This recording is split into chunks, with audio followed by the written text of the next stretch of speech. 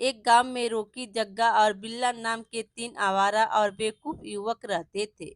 उन तीनों की आपस में गहरी दोस्ती थी। तीनों गांव में आवारा घूमते फिरते रहते थे। एक दिन वह तीनों गांव में बनी हुई छोटी सी टपरी पर चाय पी रहे थे कि तभी दुकानदार ने उन तीनों से कहा, यह आज तुम तीनों की आखिरी चाय है। तुम तीनों ने 6 महीने से अभी तक उधारी नहीं चुकाई। तो रोकी कहता है, अरे तो क्या हुआ, हम कहीं भागे थोड़ी जा रहे हैं, दे देंगे तेरे पैसे, इतना बड़बड़ा क्यों रहा है बे। तो चाय की टपरी वाला कहता है, यह सुनते हुए मुझे पूरे 3 महीने हो गए। तो इस बार जग्गा कहता है, अबे तो 3 महीने और सुन ले, हम लोगों को जल्दी काम धंधा मिल जाएगा, समझा। पहली तनख्वाह से ही तेरे पैसे तेरे मुंह पर मार देंगे। जग्गा की बात सुनकर दुकानदार का गुस्सा 7वें आसमान पर पहुंच गया। एक तो तुम तीनों ने 6 महीने से मेरा उधार का पैसा भी नहीं दिए, ऊपर से मुझसे जबान भी लड़ा रहे हो। तुम तीनों को शर्म बची है कि नहीं। फिर बिल्ला कहता है, अबे काहे की शर्म, जिसने करी शर्म उसके फूटे करम, कितने पैसे हुए तेरे। फिर दुकानदार कहता है, आज के पैसे मिलाकर पूरे 5,000 रुपए। तो बिल्ला कहता है, रुआब तो इतने दिखा रहा है जैसे तेरे 5 लाख रुपए हो। तो दुकानदार कहता है, पहले अपनी औकात से 500 की उधारी तो चुका दो। तुम तीनों एक नंबर के निठल्ले और आवारा हो। मुझे 3 दिन के अंदर अपनी सारी उधारी चाहिए। तो जग्गा कहता है, अरे पागल हो गया है क्या बे, 3 दिन के अंदर हम तेरे पैसे कहाँ से लाकर देंगे बे। तो दुकानदार कहता है, कहीं से भी लाकर दो। अगर 3 दिन के अंदर मेरे पैसे लाकर नहीं दिए तो मैं तुम्हारी शिकायत गांव के मुखिया से करूंगा और तुम्हारे घर के अंदर जाकर झगड़ा करूंगा। तब कहीं जाकर तुम्हारी अकल ठिकाने आएगी। दुकानदार की बात पर रोकी आग बबूला होकर बोला, क्या बोला तू, क्या बे जरा से पैसे के लिए हमारे घर में घुसकर हमसे झगड़ा करेगा। ऐसा करके तो देख, मार मार के तेरे शरीर में भूसा ना भर दिया ना, फिर कह दियो। तभी अचानक वहां पर गांव का मुखिया आ गया।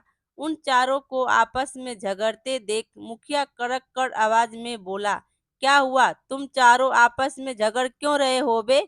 तो दुकानदार कहता है, देखिए मुखिया जी, एक तो इन तीनों ने पिछले 6 महीने से चाय का एक पैसा नहीं दिया है और जब मैंने इनसे पैसे मांगे तो उल्टा मेरे से बदतमीजी करने लगे।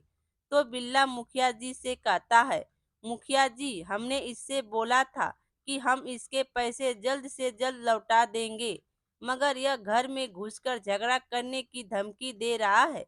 तो मुखिया जी कहते हैं, सही तो कह रहा है वो। तो रोकी कहता है, हमें थोड़ा सा वक्त चाहिए मुखिया जी, यह हमसे कह रहा है कि 3 दिन के अंदर पैसे चाहिए, भला हम 3 दिन के अंदर पैसे कहाँ से ला कर देंगे। फिर मुखिया जी कहते हैं, इसकी चाय तो तुम खूब मजे से चटकारे ले लेकर पीते हो बे, और पैसे देने के नाम पर बोल रहे हो कि कहाँ से ला कर देंगे। तुम तीनों के अंदर शर्म नाम की कोई चीज है या नहीं। इतने हट्टे कट्टे नौजवान होकर के तुम चाय तक के पैसे नहीं दे पा रहे, शर्म आनी चाहिए तुम तीनों को।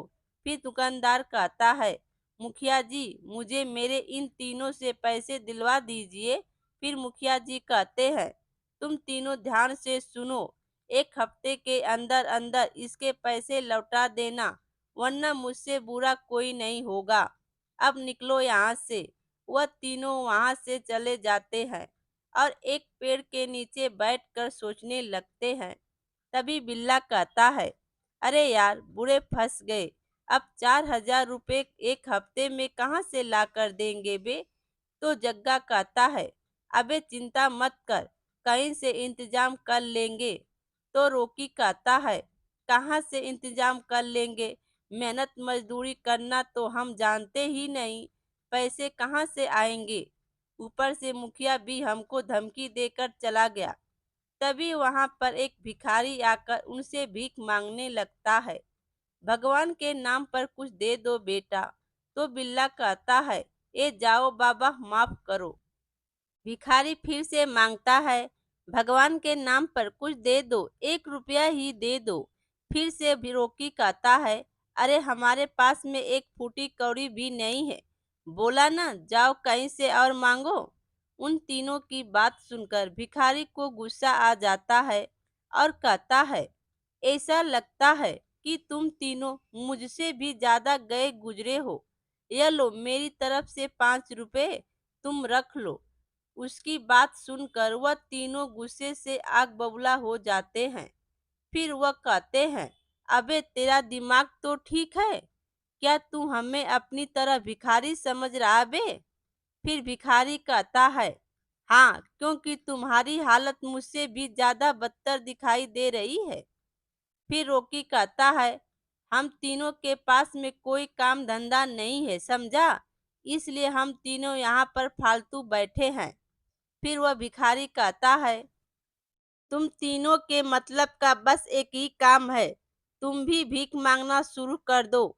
लेकिन याद रखना, तुम्हें कोई भी भीख नहीं देगा, क्योंकि भीख भी देखकर दी जाती है। और तुम तीनों तो हट्टे कट्टे मुस्टैंडे हुए हो, लानत है तुम पर। यह कहकर भिखारी वहां से चला गया। फिर बिल्ला बोला, अरे यार, अब तो भिखारी भी हम लोगों के मुंह पर भला बुरा बोलकर जाने लगे, और ऊपर से हमें भीख मांगने की सलाह देकर गया। जग्गा उन दोनों की बात सुनकर कुछ सोचकर बोला, वैसे कुछ गलत बोलकर नहीं गया, काम बुरा नहीं है। तो रोकी कहता है, अबे तू पागल हो गया है क्या? तू यह कहना चाहता है कि हम सभी भीख मांगे? गांव में हमारी रही सही नाक भी कट जाएगी।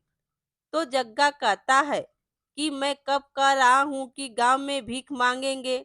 दूसरे गांव में मांगेंगे, दूसरे गांव में जाकर मांगेंगे। मैंने सुना है कि यह भिखारी एक दिन में बहुत कमा लेते हैं।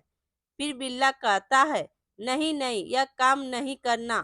तो जग्गा कहता है, मेरी बात तो सुन, सिर्फ 1 हफ्ते की बात है। 1 हफ्ते में तो हम लोग भी इतने पैसे भीख मांग कर जमा कर ही लेंगे कि उस चाय के दुकानदार के उधारी चुका दे, और बोल देंगे कि हम तीनों बाहर बहुत मेहनत मजदूरी करके यह पैसे जमा करके लेकर आए हैं। इससे हमारा गांव में भी नाम हो जाएगा, और कोई हमें निठल्ला निकम्मा भी नहीं कहेगा। जग्गा की बात सुनकर रोकी और बिल्ला की आंखों में चमक आ गई।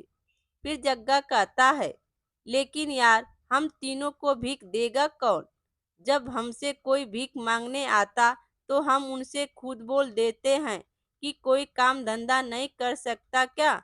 इसका भी उपाय है मेरे पास। तो रोकी कहता है, कैसा उपाय? फिर जग्गा बताता है कि हम तीनों को बस थोड़ी सी एक्टिंग करनी पड़ेगी। हम तीनों में से एक को अंधा, बहरा और गूंगा बनकर जाना पड़ेगा। उसके बाद हम तीनों का काम आसान। लोग हम पर तरस खाकर आसानी से भीख भी दे देंगे, समझे? वो तीनों दूसरे गांव पहुंच गए। रोकी अंधा, जग्गा गूंगा और बिल्ला बहरा बन जाता है। दूसरे गांव में एक दुकान पर एक व्यक्ति खड़ा होकर समोसे खा रहा होता है। वो तीनों दूर एक पेड़ के पीछे छिपकर यह सब देख रहे थे। तभी जग्गा बोला, हम तीनों एक साथ जाएंगे तो हो सकता है कि हम पर शक हो जाए। सबसे पहले मैं जाता हूँ। जग्गा उस व्यक्ति के पास जाकर गूंगे की एक्टिंग करके भीख मांगने लगा। मगर उस व्यक्ति के पास जाकर जग्गा यह भूल गया कि उसे गूंगा बनकर भीख मांगनी थी, और बोलने लगा, भगवान के नाम पर कुछ दे दो बाबा, मैं जन्मजात गूंगा हूँ। जग्गा की बात सुनकर वह व्यक्ति पूरी तरह से चौंक गया। फिर वह व्यक्ति बोलता है, अरे तू जन्मजात गूंगा है तो फिर बोल कैसे रहा है? जग्गा को अचानक ख्याल आया कि उसे तो गूंगे की एक्टिंग करनी थी। फिर वह अचानक से गूंगे की एक्टिंग करने लगा और कहने लगा, जब्बा जब्बा छब्बा। फिर वह व्यक्ति समझ गया कि यह इंसान झूठा है। फिर वह व्यक्ति कहने लगा, अरे पागल समझा है क्या? साले हट्टा कट्टा होकर गूंगा बनकर भीख मांग रहा है। ए मारो भाई, सब मिलकर मारो। इतना कहकर वह जग्गा को बुरी तरह से पीटने लगा और आसपास के लोगों ने भी जग्गा पर हाथ सेक लिए। जग्गा दर्द से करता हुआ अपने दोस्तों के पास गया और कहने लगा, अबे उन लोगों ने मुझे बहुत मारा रे, पीट पीट कर मेरा बुरा हाल कर दिया। फिर रॉकी कहता है, अबे बेवकूफ, तुझे गूंगा बनना था। तूने कभी सुना है कि गूंगा यह बोल रहा है कि मैं जन्मजात गूंगा हूँ? तू तो नकली का एक्टर। अब देख, मैं जाता हूँ, सीखना मुझसे कुछ। देख उससे कैसे पैसे ऐंठ कर लेकर आता हूँ, देख। इतना कहकर रॉकी उसी व्यक्ति के पास गया और कहने लगा, भगवान के नाम पर कुछ दे दे बाबा, इस अंधे को। मेरे घर में बीबी और बच्चे 2 दिन से भूखे हैं। उस व्यक्ति को रॉकी को देखकर बड़ा तरस आया। वह अपनी जेब से 100 का नोट निकालकर रॉकी को देकर बोला, कहाँ रहते हो तुम? पहले तो तुम्हें इस गांव में कभी नहीं देखा। फिर रॉकी बोला, मैं यहीं पास के गांव में ही रहता हूँ बाबूजी। फिर वह व्यक्ति पूछता है, क्या तुम पैदाइशी अंधे हो? तो रॉकी कहता है, नहीं बाबूजी, कुछ वक्त पहले मजदूरी करते समय दीवार मेरे ऊपर गिर गई। मेरे पास इलाज कराने के लिए पैसे नहीं थे और मेरी आंखें चली गई। फिर वह व्यक्ति कहता है, तुम घबराओ मत, अगर तुम्हें और भी पैसे की जरूरत हो तो तुम मुझसे मिल लेना। फिर रॉकी कहता है, लेकिन मैं आपसे कैसे मिल सकता हूँ बाबूजी, मैं तो देख ही नहीं सकता।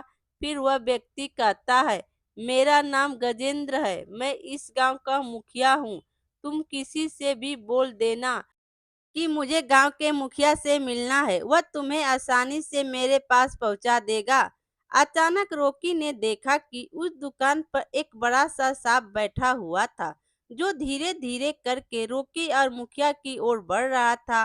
फिर एकदम से डर के मारे रॉकी चिल्लाता हुआ बोला, सांप सांप, अरे भागो यहाँ से, यहाँ पर एक बड़ा सा सांप है। रॉकी की बात सुनकर दुकान में हड़बड़ी मच गई।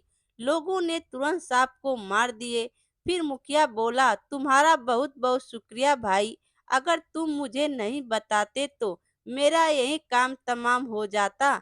अचानक मुखिया के दिमाग में एक विचार तेजी से कौंधा। फिर मुखिया बोला, लेकिन तुम तो अंधे हो ना, फिर तुम्हें सांप को कैसे देख लिया? फिर रॉकी घबराते हुए बोला, मुझे सांप के आहट सुनाई देने लगी, मुझे पता लग जाता है जब सांप आता है। मुखिया गुस्से से आग बबूला उठा, झूठ बोलता है साले, अंधा बनकर भीख मांगता है, तुझे शर्म नहीं आती? एक तो वैसे ही अभी पीट कर गया था, अब तेरी बारी है, मारो इसको। इतना कहकर सभी लोग रॉकी को मारने के लिए जुट गए। रॉकी वहां से भागता हुआ अपने दोस्तों के पास पहुंचा और वहां हाँफने लगा। तो जग्गा बोला, ए तू तो बड़ी बड़ी डिग्गे हाँक कर गया था, आ गया मार खाकर।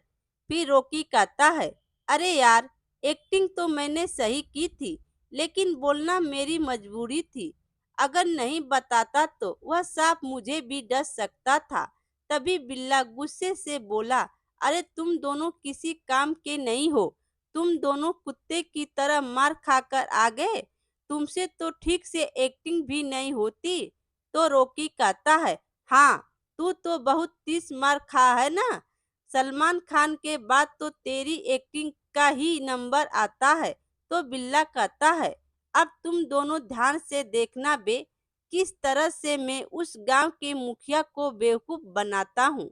तो जग्गा कहता है, ए रहने दे भाई, मुझे लगता है कि हमें ठिकाना बदल लेना चाहिए, नहीं तो अगर पकड़ा गया तो लेने के देने पड़ जाएंगे। फिर बिल्ला कहता है, मैं तुम दोनों की तरह बेवकूफ नहीं हूँ, बहुत फिल्में देखी है मैंने। फिर रॉकी कहता है, मुझे लगता है कि जग्गा सही कह रहा है बिल्ला। तो बिल्ला कहता है, आज अगर मुंबई चला जाऊंगा तो मुझे बड़े से बड़ा रोल मुझे मेरी शक्ल देखकर ही मिल जाएगा, समझे? तो जग्गा कहता है, जान दे भाई, इसे जान दे, जा भाई जा। बिल्ला बहरा बनकर उस मुखिया के पास गया और कहने लगा, ईश्वर के नाम पर कुछ दे दो बाबा। तो मुखिया बोला, अभी अभी दो लोग यहाँ से पीट कर गए। पता नहीं क्यों मुझे तुझ पर भी शक हो रहा है कि तू भी उन्हीं का साथी है। मगर बिल्ला उसकी बात पर कुछ नहीं बोला। मुखिया फिर से बोला, अबे बहरा है क्या? बिल्ला कुछ देर खामोश रहा और बोला, भगवान के नाम पर इस बहरे को कुछ दे दे बाबा। तो मुखिया कहने लगा, समझ गया, तब तू मेरी बात को सुन ही नहीं रहा था, तो इसका मतलब तू वास्तव में बहरा है। मुखिया वहीं 100 का नोट निकालकर बिल्ला को देने लगा कि तभी अचानक दूसरा भिखारी मुखिया के सामने आकर खड़ा हो गया और वह भी कहने लगा, भगवान के नाम पर कुछ दे दे बाबा। मुखिया उस भिखारी को भी कुछ पैसे देने लगा। तभी उस भिखारी की नजर बिल्ला पर पड़ी। वह वही भिखारी था जो कुछ देर पहले उन दोस्तों को मिला था। मुखिया ने जो अभी आया उस भिखारी को देखकर कहा, तू तो यहाँ पर बरसों से भीख मांग रहा है, ले तेरा एक और साथी आ गया। मुखिया की बात सुनकर भिखारी चौंक गया और बोला, कौन सा साथी? मैं तो अकेला हूँ। तो मुखिया बिल्ला की तरफ इशारा करते हुए कहा, अरे यह देख, यह दूसरा भिखारी बेचारा बहरा है, सुन नहीं सकता। फिर वह भिखारी कहता है, पागल हो गए हो क्या मुखिया जी? यह कोई बहरा वहरा नहीं है, यह दूसरे गांव का रहने वाला है। इसके साथ दूसरे दो निकम्मे साथी भी होंगे जो इसी तरह बिल्कुल हट्टे कट्टे हैं। उस भिखारी की बात सुनकर मुखिया गुस्से से आग बबूला हो गया और उसने एक चाटा बिल्ला के कान पर जड़ दिया। इसका मतलब तू भी धोखेबाज है। भिखारी की बात पर बिल्ला का गुस्सा भी आसमान पर पहुंच गया। गुस्से से वह यह भी भूल गया कि उसे यहाँ पर बहरे की एक्टिंग करनी थी। फिर बिल्ला बोला, झूठ बोल रहा है यह भिखारी। आप किसी से भी पूछ लो, मैं जन्मजात बहरा हूँ। तो मुखिया कहता है, अगर तुम जन्मजात बहरा है तो फिर तूने इस भिखारी की बातें कैसे सुन ली बे? मुखिया की बात सुनकर बिल्ला वहां से भागने लगा। मुखिया ने चिल्लाकर सभी से कहा, पकड़ो इस नौटंकी बाज को, जरूर वह अपने उन दोनों साथियों की ओर भाग रहा होगा। बिल्ला भागते हुए अपने दोस्तों के पास पहुंच गया, लेकिन उसके पीछे पीछे सभी गांव वाले पहुंच गए।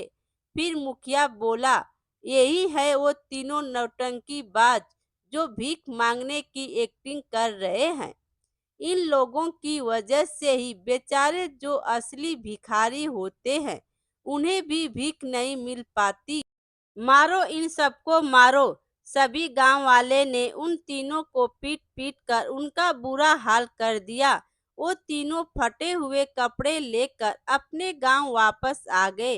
फिर रोकी कहता है, भाई कल से मजदूरी पर चलेंगे हम तीनों, नहीं तो एक हफ्ते बाद हम तीनों अपने ही गांव में मुखिया के हाथों भी पीटेंगे भाई।